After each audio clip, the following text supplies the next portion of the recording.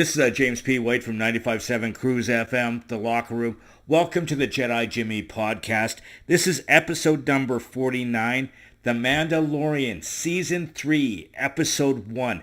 So amazing. I'm so glad Mando is back. This episode is actually only about 35 minutes long, and it's called The Apostate.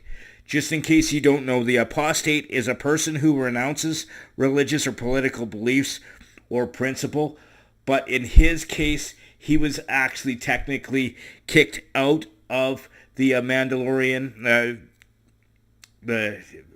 what's the name of his tribe? The Children of the Watch. So he was kicked out of that because he removed his helmet. In removing your helmet, it's basically like renouncing your religion. But in order for him to be redeemed by Creed, he has to bathe in the living waters on Mandalore, and we're going to talk a little bit about that as the podcast goes on. I'm so excited. Din Djarin's back, as well as Grogu, Baby Yoda. It all starts out with the armorer building a helmet for a youngling, and they're on a Mandalorian planet in one of their systems. I'm not exactly sure the name of the system, but they were basically swearing in a Mandalorian. They're called not youngling. They're called, I know it, foundling. So they're doing that, and they're in the middle of the process of the swearing in, and a giant crocodile-looking thing attacked them. It was very heavily armored. It killed a few of the Mandalorians, and who ended up stopping it was Din Djarin in his N1 starfighter. He shot it with a couple of photon torpedoes and destroyed the thing. But he went and he was talking to the armorer, and she reminded him that he has been kicked out, him being an apostate, but he brings a piece of crystal from the planet of Mandalore. So what happened was in the Night of 1,000 Tears, when the planet was bombed, what thing that the Empire does is it likes to crystallize a planet to make it inhabitable. So anything that was there was crystallized, and he had a piece of that crystal with an inscription on it that he got from traders, like basically the Jawas. And in order for him to be brought back into being part of the Mandalorians, is he has to bring proof that he bathed in the living waters beneath the mines of the on Mandalore. So there's the special mines that he has to be bathed in under the living waters. But as far as they know, the planet on the most far part was destroyed or crystallized, as I mentioned earlier. So when they're flying through space, so he's in his starfighter, he's trying to, get some things figured out so he can get to Mandalore. When they're flying through space, Grogu is sitting back in his little hatch thing, and he's looking out into space, and in hyperspace, he could actually see these huge shadows that look like whales. They're actually called Purrgil. If you've seen the Rebels, actually, Ezra Bridger actually communicated with these space creatures. They're the only creature that they know that it was the only planet. They're the only creature that we know that are able to travel through hyperspace, and they're called a Purrgil.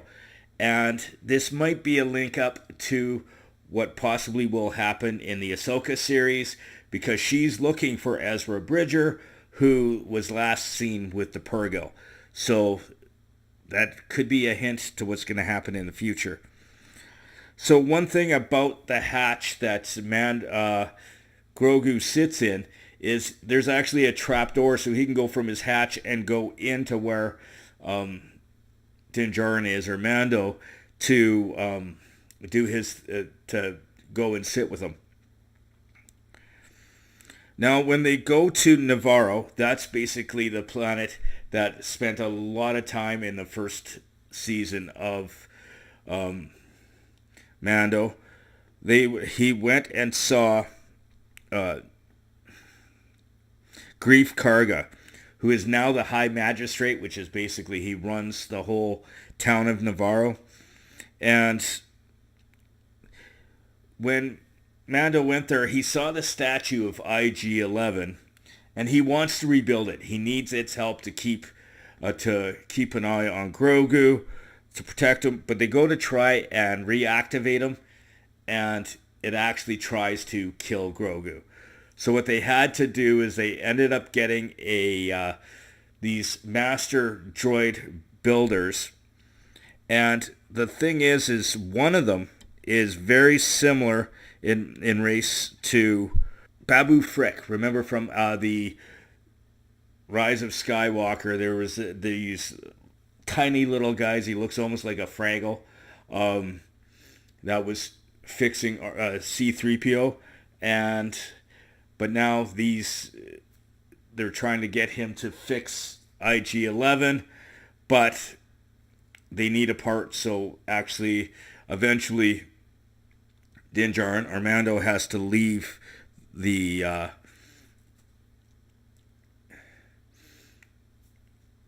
leave to go get this part. But during this time, these pirates show up in Navarro, and they're trying to actually enter this school, which used to be a bar, and they wouldn't let them in because it's no longer a bar. They work for a pirate called King Gorian Shard. So he's like the head of these pirates. So with that, they attack, and of course with the help of Mando, he killed like 4 of them. It was actually a pretty cool fight.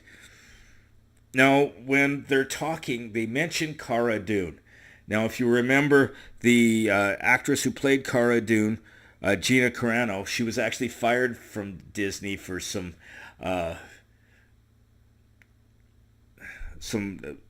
things that she said both on social media and live. So they actually wrote Cara Dune out. She was actually recruited by the Republic for their special forces, and when they brought Moff Gideon back to the Republic. So now at this point, so as I said, we had Babu Frick, or his race.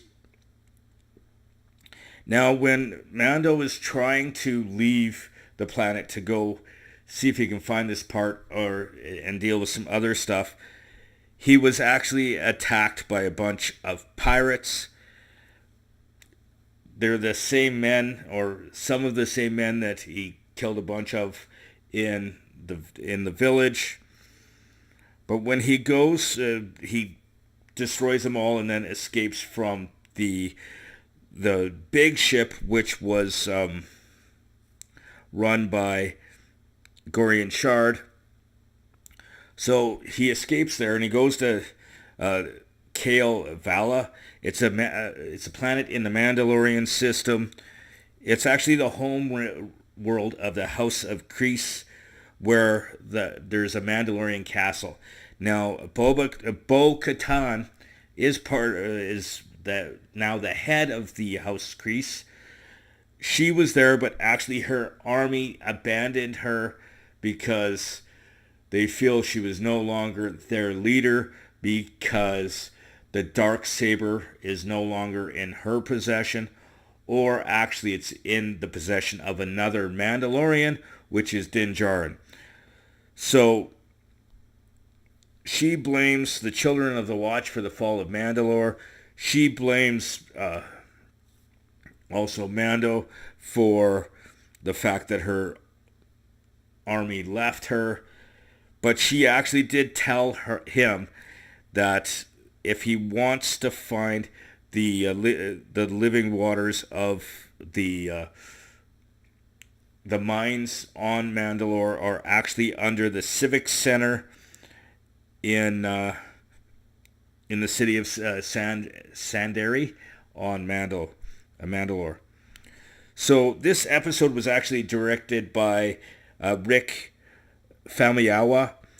He actually directed episodes 2, 6, and 15 in the previous seasons of Mando.